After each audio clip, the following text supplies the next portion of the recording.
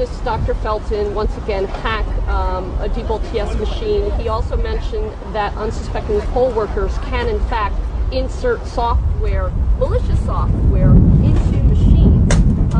You've had some experience with that. Tell me about that. Well, we've done a number of patches on the machines. One of the most notable patches was in Georgia in 2002 during the primary.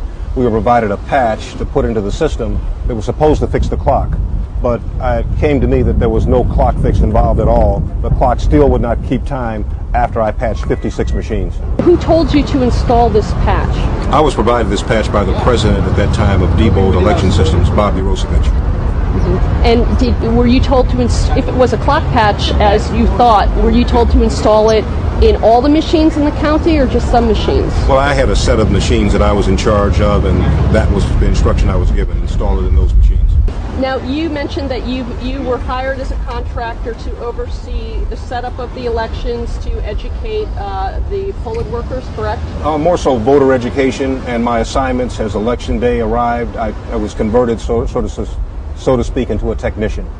Okay. Now, you worked in Maryland and Georgia in 2002, 2004, correct? That is correct. Okay. You're well aware, of course, of the debacle with the recent primary in Maryland. Yes. But you've mentioned that's nothing compared to some of the things that you've seen in prior elections. Can you tell us a little bit about that? Well, most notably, in the year 2004, in the primary and general elections, we had several disasters that took place in Baltimore County.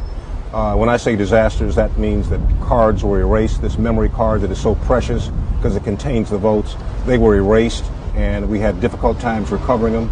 I can say that in the 2004 presidential, there were nearly 200 cards erased in Baltimore County through a malfunction in the machine. And you witnessed this? Yes. What did the state and other technicians do about this? Well, for the most part, if an election doesn't make the newspapers, it's considered a good election. So there was a great effort made to keep this away from the press.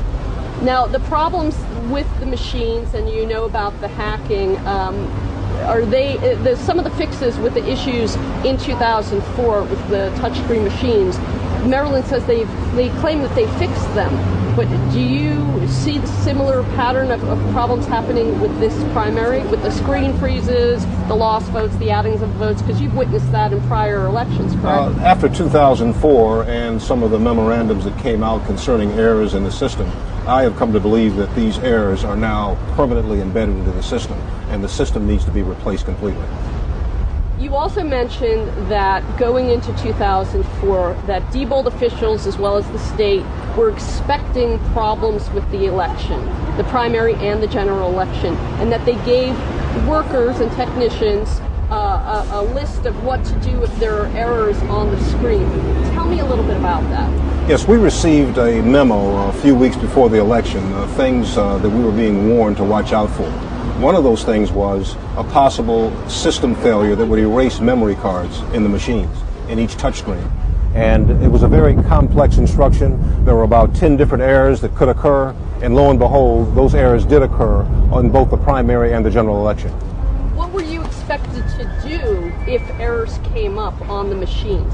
Well, there's a process by which if a memory card is erased, you can restore the votes from the chip memory inside the touchscreen. But there are also scenarios where you cannot restore the memory. It simply will not react to the restore instructions you may provide. So therefore, you're left with a blank card.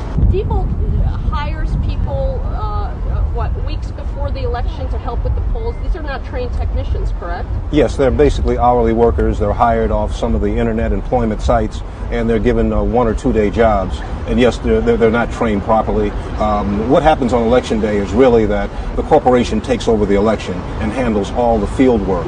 And in this case, it will be Diebold Elections, hiring their own personnel to carry out Maryland's election. When you say that you were Diebold personnel, what did you do?